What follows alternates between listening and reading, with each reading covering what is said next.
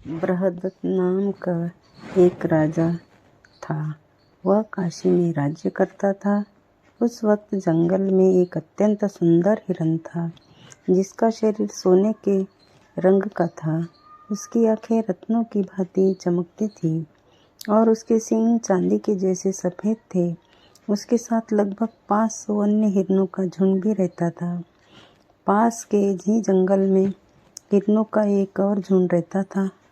उसके मुखिया का रंग भी सोने जैसा था।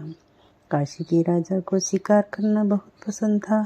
राजा इस तरह के कई दिनों के लिए जंगल में जाने के राजकाज प्रभावित होता था। एक मंत्रियों में सोचा, क्यों न राजा के लिए शिकार की व्यवस्था नगर के पास ही कर दी जाए। उन्होंने एक बड़ा सा उद्यान बनवाया, जिसने हिरणों और अन्य पशुओं के लिए चारे और पानी की व्यवस्था की और जंगल से हिरणों के झुंडों को उद्यान में ले आए। उन हिरणों में एक सोने का हिरण था। अब राजा उस उद्यान में ही शिकार के लिए जाने लगा। एक दिन उसने सोने के हिरण को देखा और सौंदर्य से प्रभावित होकर उसे अवध्य घोषित कर दिया, अर्थात कोई उसका शिकार नहीं कर सकता था। अन्य साधारण हिरण का शिकार अब भी जारी था। तब बोधिसत्व यानी सोने के हिरण ने हिरणों की प्राण रक्षा के लिए एक उपाय निकाला।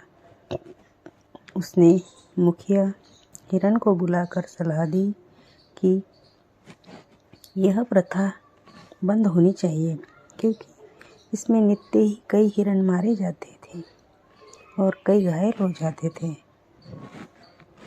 दोनों हिरणों के मुखिया ने निश्चय किया कि क्यों न राजा के शिकार के समय एक हिरण उसके सामने भेज दिया जाए, जिसे मारकर राजा का शिकार का शौक पूरा हो जाए और अन्य हिरण व्यर्थ प्राण देने और घायल होने से बच जाए।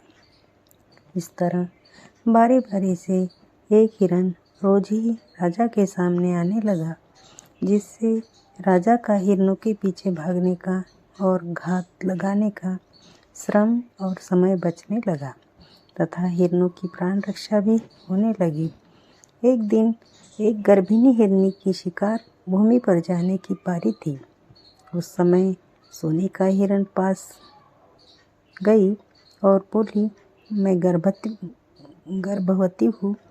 आप मेरे स्थान पर किसी अन्य को शिकार भूमि पर भेजने की व्यवस्था कर दें, अन्यथा मेरे पेट में जो बच्चा है वह निर्दोष ही मारा जाएगा। शाखा हिरण भी वही था।